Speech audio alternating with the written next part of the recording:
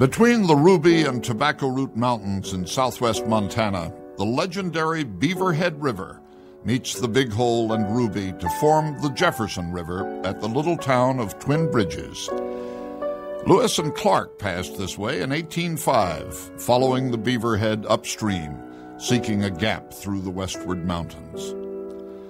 To many, this place where the rivers join is the spiritual home of fly fishing, the place where nature and craft and beauty and fishing blend into one. It is the home of the R.L. Winston Rod Company, which through 4 generations for more than 60 years has been committed to building the perfect fly rod.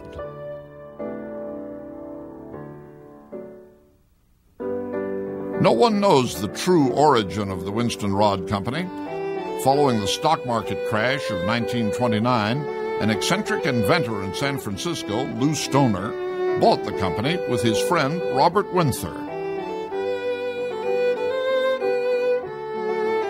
In 1934, Stoner came up with a design which would change fly casting forever.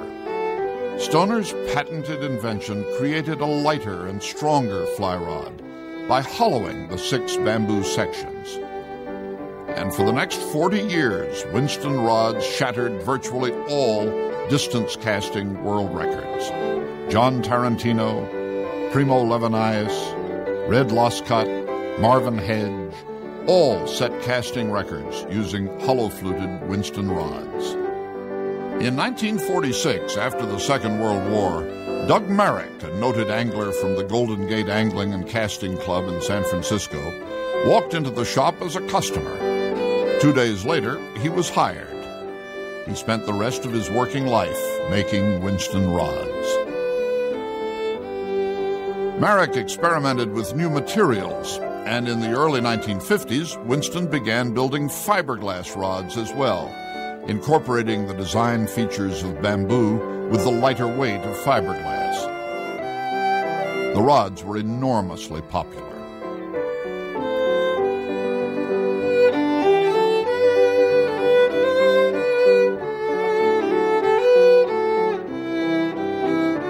In 1973, a young guide from Ennis, Montana, Tom Morgan, took over from Merrick at Winston and moved the company to Twin Bridges.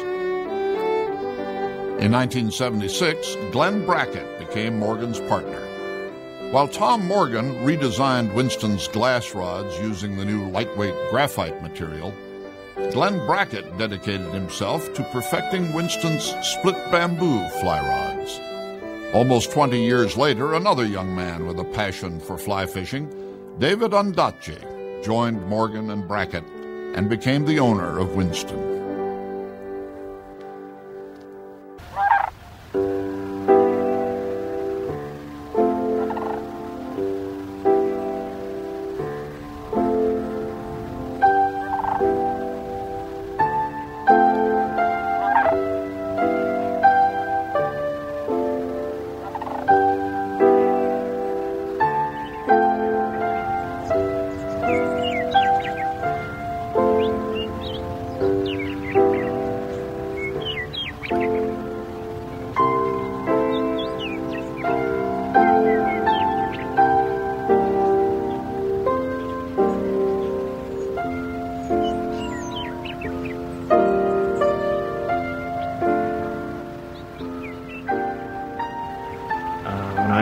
Spent a lot of time with my father fishing, and I can visualize those moments as clear as if they were yesterday.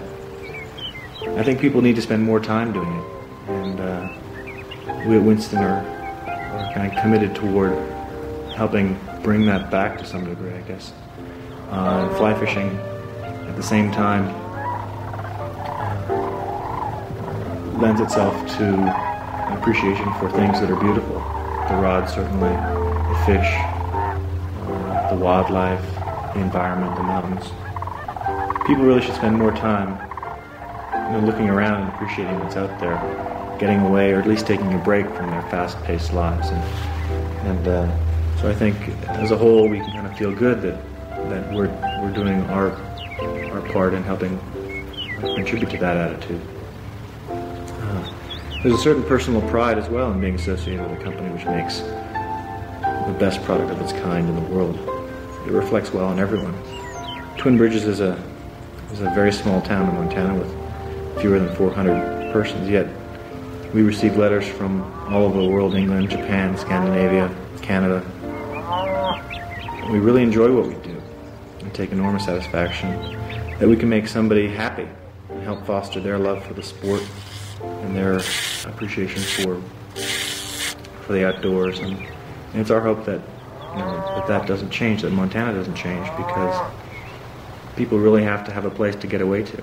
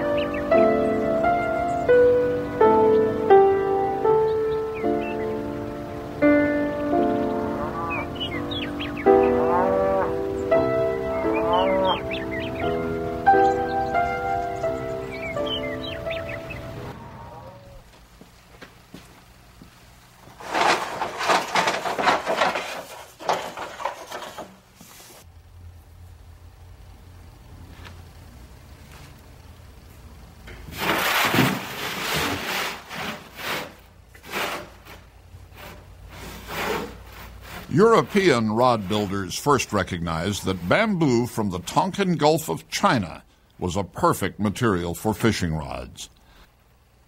Bamboo has great hardness and uncanny linear strength. The characteristic which most endeared it to rod builders, however, was its fast recovery power. Acting as a conduit from the caster's hand to the fly line, bamboo provides an extremely smooth and efficient transfer of energy.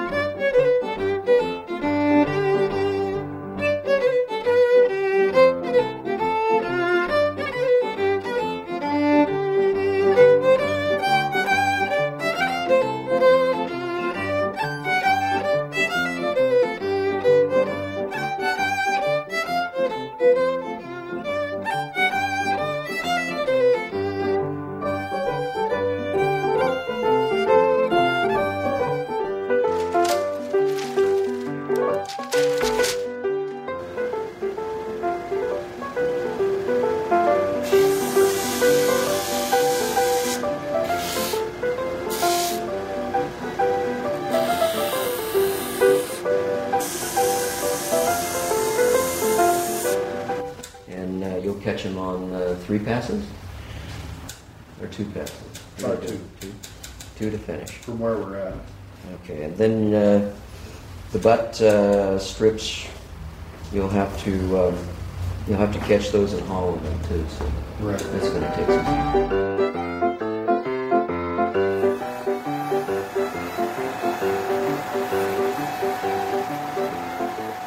The internal pulp of bamboo is inert. The strength of the material lies in its thin, hard outer surface. Stoner's innovation was to further hollow the strips while cutting them down to the desired size and taper. This hollowed hexagonal design was the predecessor of today's tubular graphite fly rods. The lighter weight hollowed rods revolutionized tournament distance casting. They also made single-handed fly fishing easier and more popular, particularly for anglers using larger, longer rods. A great bamboo fly rod is a living thing with a soul of its own. To sense this, you have to cast with one.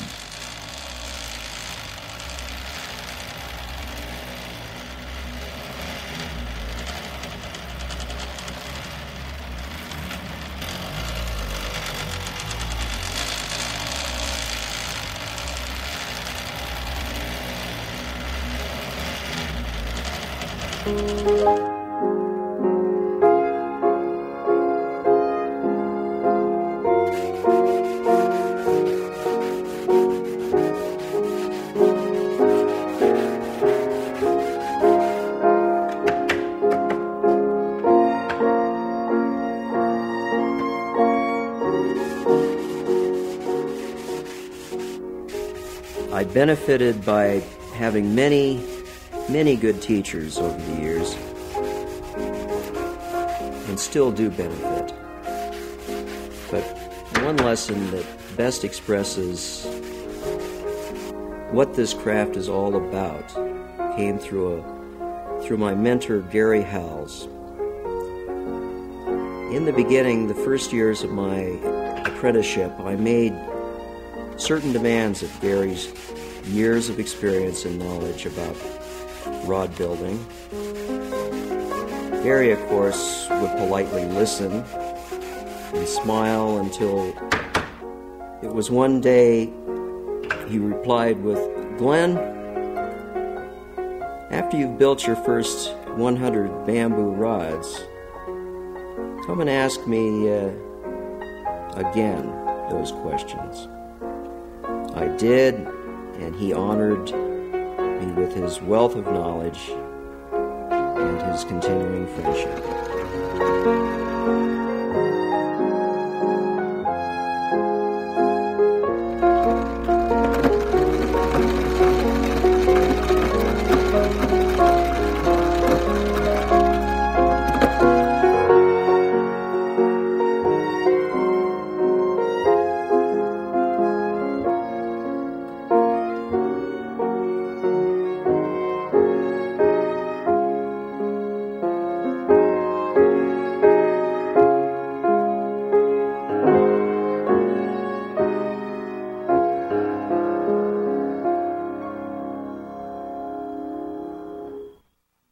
I think Tom McGuane is best remembered when he first walked through Winston's doors in the late 1950s. The shop's first teenage flower child, a character who could have stepped right out of one of his own novels.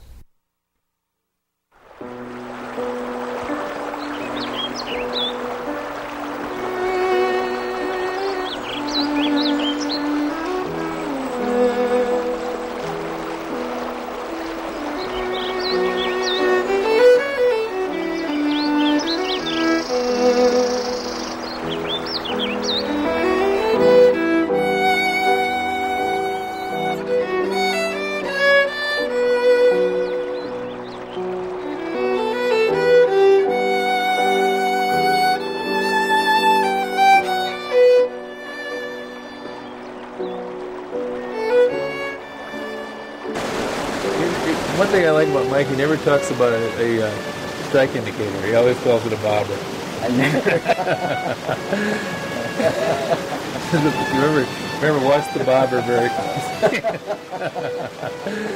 why are you burdened with a great vest like I am? That's a good question. Where are your flies? I've never been a big believer. That's a good question. I've never been a big believer in all those accoutrements and condiments, the bells and whistles thing. I keep it simple. A box. That's it.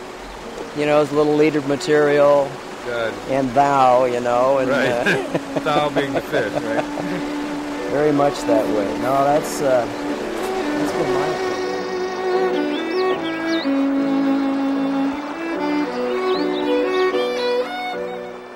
Living alongside rivers has had the effect of making my life a little bit less insular, and I have to have a way of understanding them which fishing supplies. Rivers are always going elsewhere. You stand in the middle of a changing world,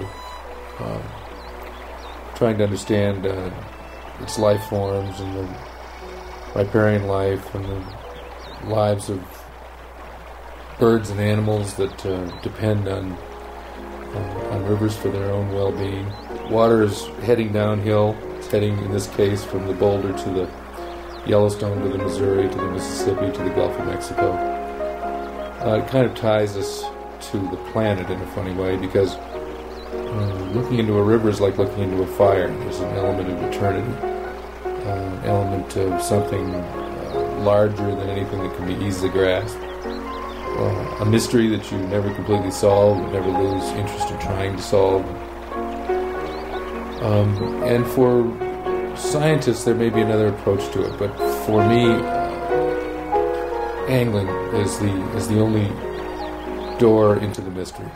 I think that fishing has to be more than what it seems to be on its first surface, and I think that the dimension of eternity that keeps fishermen doing it for a lifetime is the matter of moving water and the experience of life in its most elemental form, and a glimpse of wilder and more primordial realities than we see in the rest of our lives. And that's what it means to me, and that's why I know I'll never be able to live without it, even for short periods of time.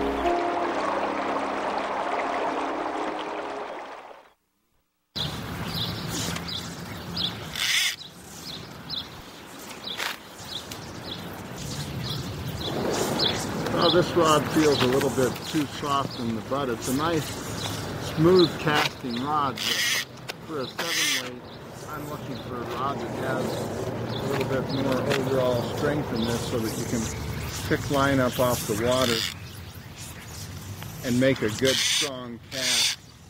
Also, it needs to be stronger in order to reach into the wind better. It's a nice, smooth rod, but just not enough power. Feels like it'd be a good 6-weight.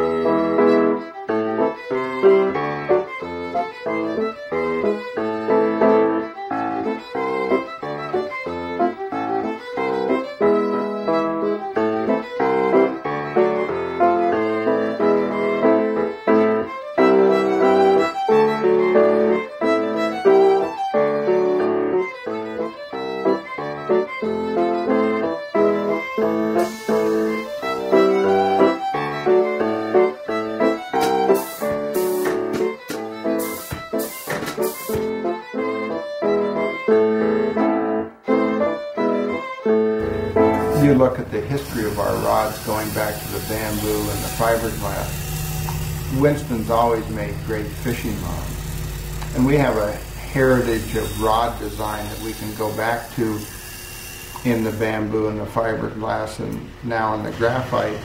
And we can draw on that heritage, but a good fly rod, whether it's made out of bamboo, glass, or graphite, is always a good fly rod. Doesn't matter how old it is or what the material is. As long as it was a good fly rod to begin with, it still is. The materials change over time, and some thoughts change a little bit over time, but what made a good fly rod 30 years ago still makes a good fly rod today.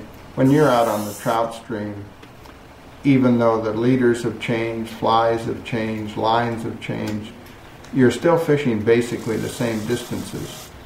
When you're fishing for trout, most of the fish are caught in the 20 to 50 foot range, and they're going to be caught in the 20 to 50 foot range 30 years from now as they were 30 years ago. So that really doesn't change. So the type of action that you want, even though the rods may be lighter and a little bit more responsive, the basic type of action you want is still the same because the rod's still doing the same job. And that's one thing where I feel we have a real benefit is the heritage that we have with the different materials, and having built rods for a long time out of various materials, we recognize that it's important to keep that distinctive action that you need when you're out on a trout stream, no matter what material you're using.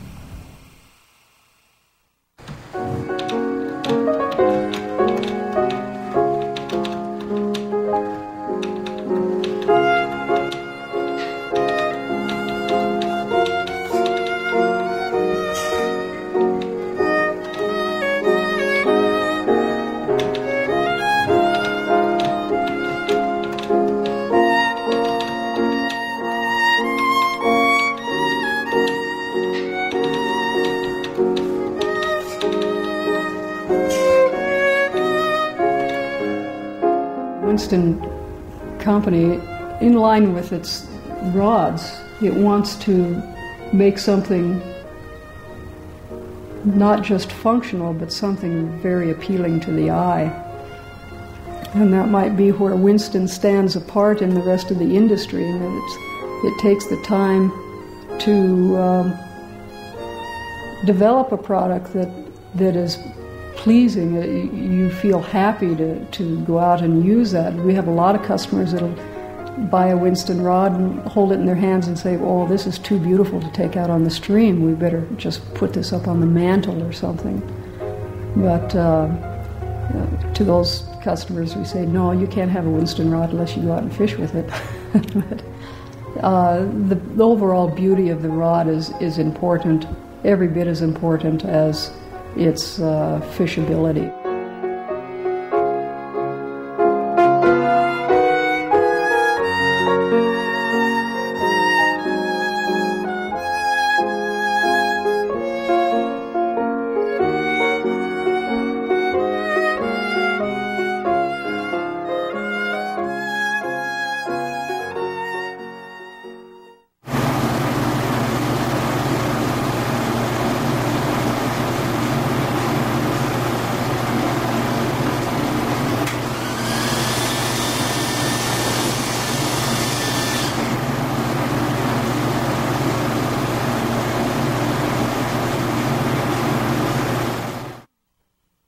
My favorite part of the day is when I write on rods, because it's a quiet time of the day. You almost have to put yourself into a meditative state when you do it. There's too many little details to think about, as well as the artistic point. It's the only thing on the rod that I feel that I do that is my personal touch to the rod. I like to make each one like little works of art, and I try to make the letters all blend around each other and make the whole thing look like it wraps around the rod instead of just lines of writing.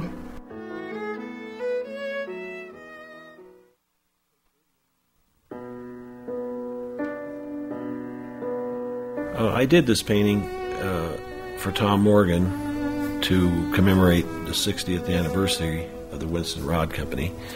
I'd always wanted a bamboo rod, Winston rod, and simply never could afford one. And as the years went on, the price continually went up as well, and it was always like a carrot hanging out there. So I asked him if I painted this picture for him and gave it to him, if he would in turn give me a Winston bamboo rod, and he agreed.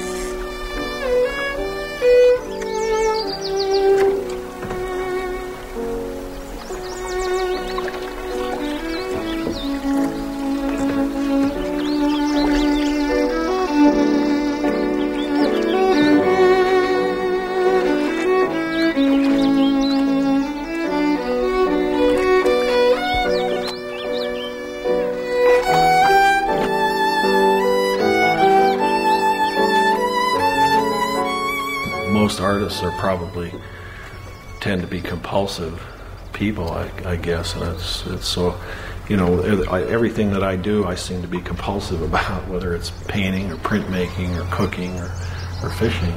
It just I really can't live without it. I'm just drawn to it all the time. I always have been.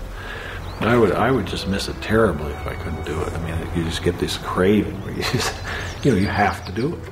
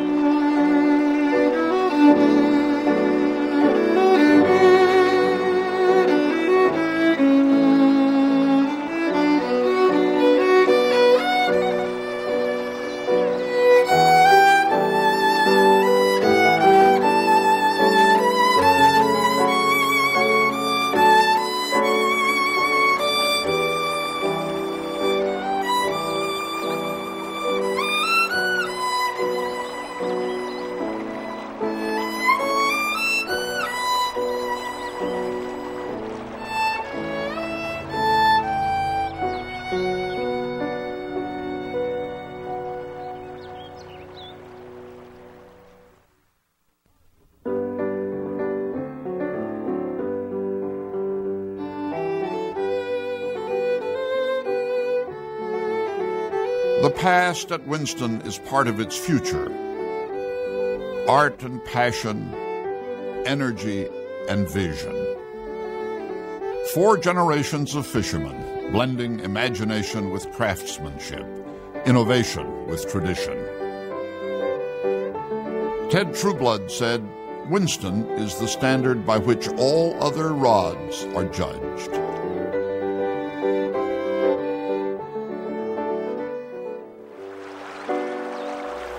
Winston and rod making have brought a lot of joy and satisfaction into my life, but fly fishing has brought much more to me. It has helped me find that boy that still hides within me and lets the kid live again. Let my youth rise with the trout, to sense my grandfather's streamside presence, smell the leather, the tongue oil, the wet wicker, sweaty felt hat, his wise words even about the best way to know someone is by taking them fishing. He helped put me in touch with the oneness and wonder of it all. Surprising, as some of my best angling days have been those when I have not even wet a line. Taking time just to sit and watch the play of light, mood and movement of waters. It's my senses, far from my creel, that truly overflows. It gives rise to those things that make life truly sing for me. I'm very much at home.